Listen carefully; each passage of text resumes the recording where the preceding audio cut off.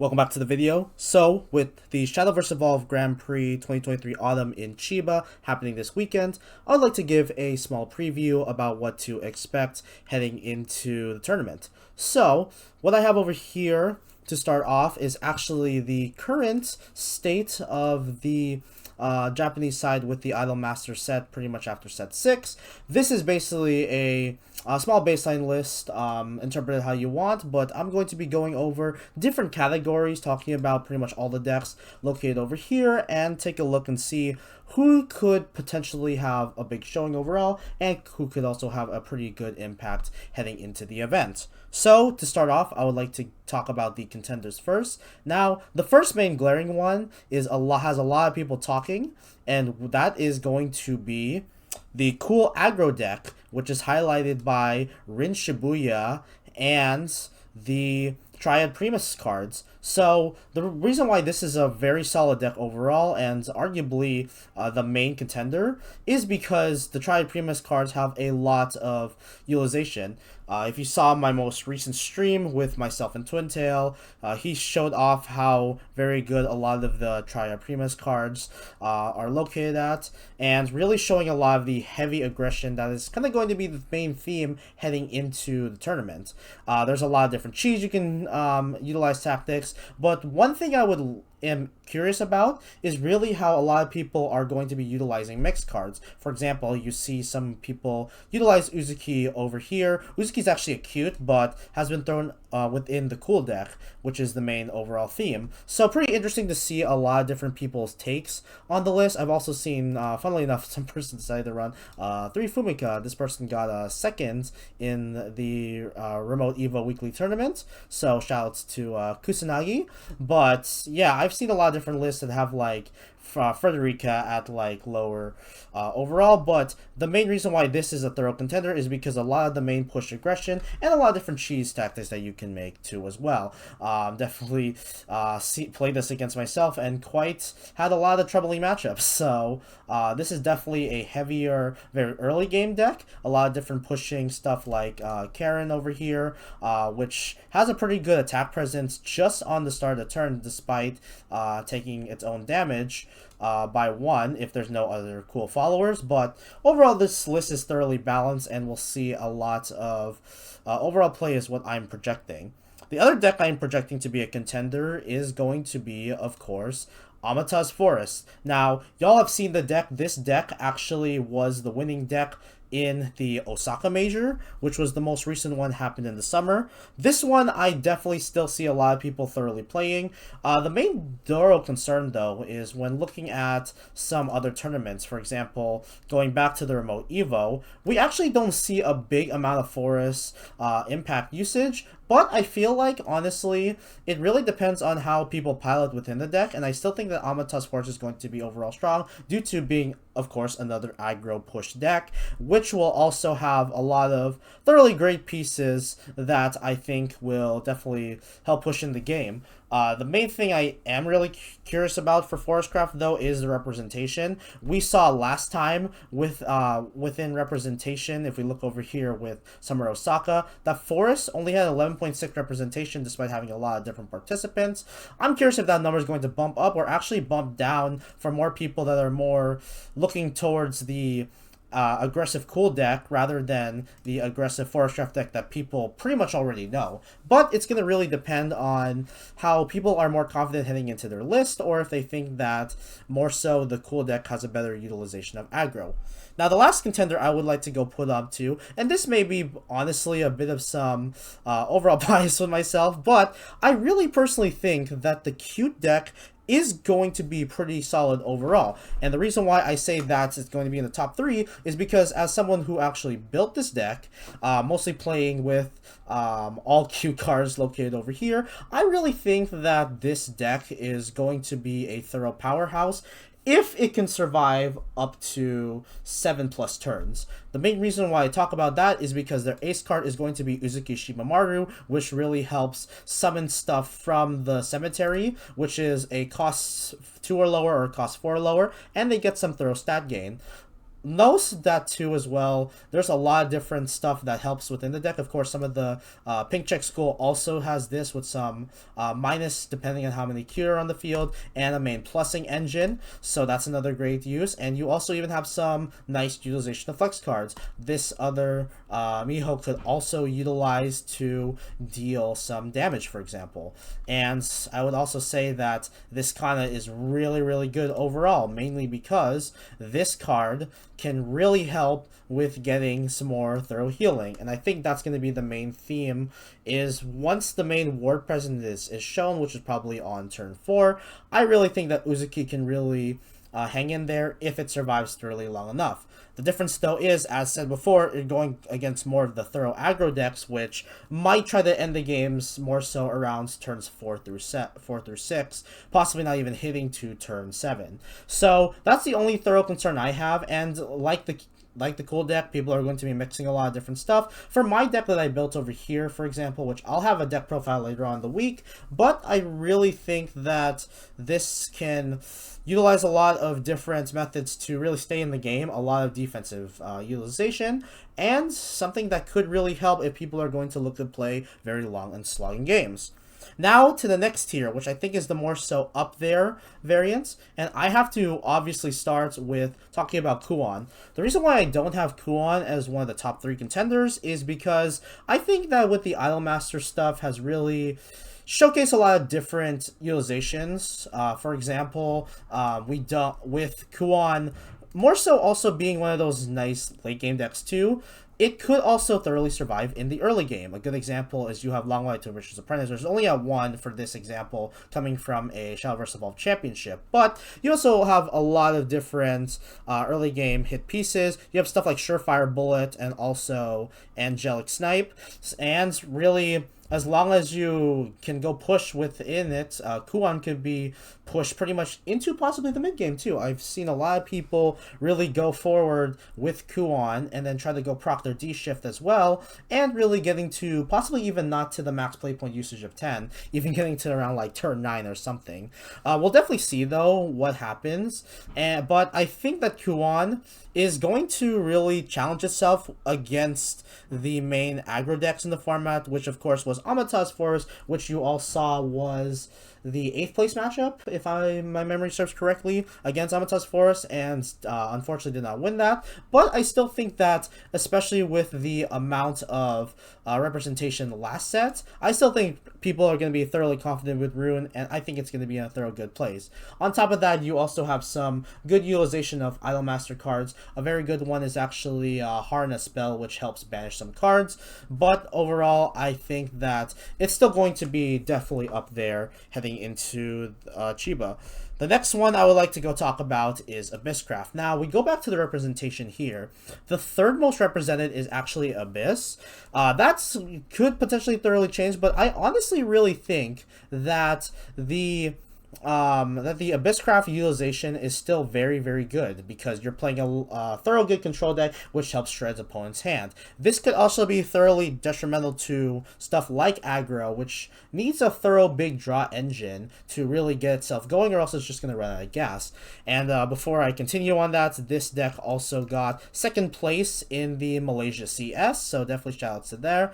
But I really think that this is a thorough solid deck. We're not going to see as much thorough changes, but I definitely have to give some shoutouts to cards like Ranko, which has been added into the deck. So these are some potential answers that will definitely help. And looking to possibly very good thorough control decks, I would definitely say that Abysscraft is thoroughly up there.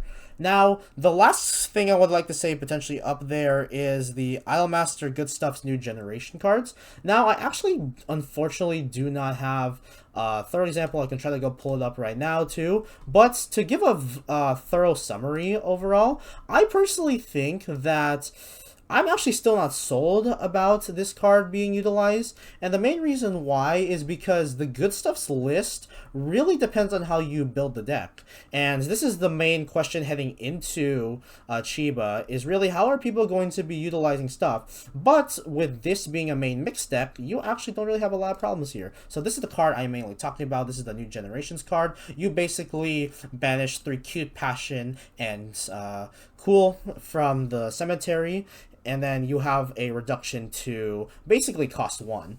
So I'm actually still not overall sold with this. I know definitely some people have been trying this thoroughly out, but honestly, looking especially at the main initial tier list for the set, it could potentially do some damage. But again, I'm still not overall sold. I'll still take a look and see if if people will be thoroughly running this. I feel like more people are safe within the trait lock decks like a Cooler Cute, but we'll definitely see how that shapes up overall as well.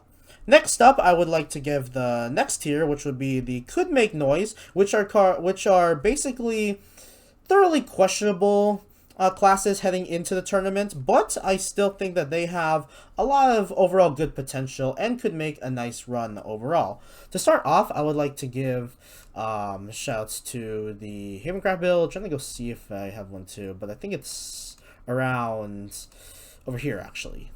So yeah, right over here. So this is the Havencraft build that's going to be propped over here. It still focuses, of course, on the Omen Marwyn, which has been a pretty much thorough threat in Set 2. Or Set 5, actually. My bad. Set 2 is coming out next in English. But going serious back to this, too, we still have a good, thorough use of control, a lot of different utilization of warding, and a lot of thorough pressure with, of course, stuff like Themis's Decree. And, of course, we have the main boss card that I'm going to be looking over here. Big Ace is Marwyn, the Omen. It's still a thorough threat. I don't think people have thoroughly dropped off on this card just yet, and I think it's going to be pretty good utilization heading into the next set. Plus, you got a lot of different stuff like Kaede that can go definitely help within the build, but overall, I definitely think that we could see a good amount of utilization of Havencraft heading into Chiba. And then the last thing I wanted to give in this main tier about stuff that could make noise is Swordcraft. Now, Swordcraft mainly is going to be utilizing a mid-range build, but also this deck did get first place in CS Malaysia. Different overall areas of play, but I really think that a lot of different legendaries that you see over here, and with the main quality of life it got with Idolmaster's main ace cards being Swordcraft, of course, as you see, like Rin Shibuya located over here, and also stuff like Uzuki and Mio Hondo. You get basically the entire new generations sector right over here. And also, I really think that this is going to be an underrated card for Swordcraft specifically, which is going to be Angelic Maid, of course, headlined by Chieri. This card I've been running in my own cute deck, and this heals 3 of yourself, but also gives +1/+3. So if you have a nice utilization of push, stuff like, of course, if you find a way to keep your Floral Fencer evolved, let me get the evolve unit over here, you could have a lot of good force to go push in and also survive too as well.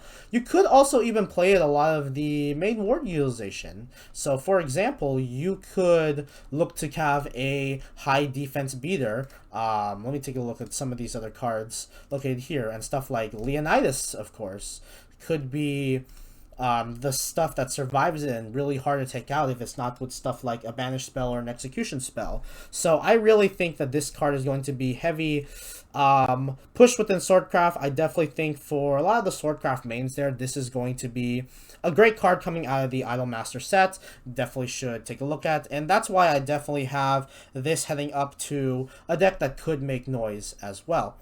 Next up, we would like to go talk about the second last for the main decks, which is the Wheel C section.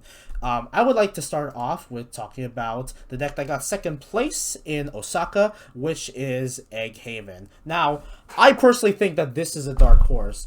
Overall in the tier list, we've seen that it's thoroughly at the bottom, but honestly, I feel like this is the type of deck that you just do not sleep on. I really think that stuff like Humpty Dumpty and a lot of utilization of the Fairy Tail stuff, especially with Fairy Tail getting support pretty much in the future, I really think that this deck is not going to age super badly as we thought.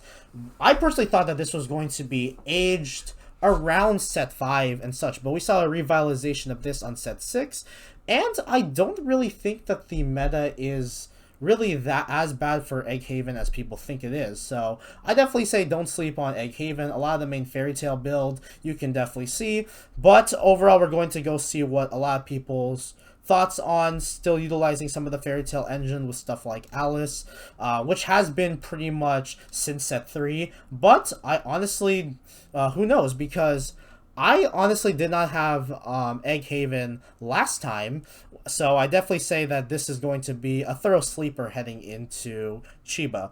The next thing I want to be talking about is Dragoncraft. So let me go really quickly pull up the Dragoncraft list over here. So we have located over here basically a store mid-range type of deck, which was referred to me by one of my teammates. This build basically is a good example of that. You have a lot of main utilization stored pieces, and I really personally think that this is going to help with also potentially adding in some Idolmaster cards. You could play around a lot of the maximum play points use with a lot of different IMAS skills saying, taking a look at your maximum play points. So I definitely think that there could be some thorough representation. It's going to be a little bit harder within Dragoncraft, but I'm going to go definitely see how this thoroughly does. We see some thorough representation, good amount actually, and some people playing with a lot of the new tools, but overall, who knows? I don't see a lot of people utilizing some of the Idolmaster stuff. We see like Fumika located over here, but curious to see if people want to go play around with the maximum play point engine. The last thing I want to talk about is a deck that we all are thoroughly familiar with, which is Uma Musume. Now, of course, we have not seen a very good representation utilization for Uma Musume, but I would like to also say that Daiwa Scarlet is still a thoroughly solid deck overall. I don't know if it's going to be thoroughly a world beater, especially with some of the new sets coming out too. Uma is definitely showing out their age, but honestly, compared to what English is basically getting, which is going to be a hit to Iconodictus, which you see over here, and also to Inspection Star, or different name in English. Let me try to type it out really quickly. Alright, let me quickly try to pull this up very quickly. So, unfortunately, taking a bit to pull this up, but that was the main thorough engine that was plopped, as I unfortunately do not have the card located over here, but y'all know what it is. It's a cost 1 Swordcraft card where you choose one of either the BNW grab from a graveyard or the more important skill, which is you look at your top 2 and grab an Uma Musume card.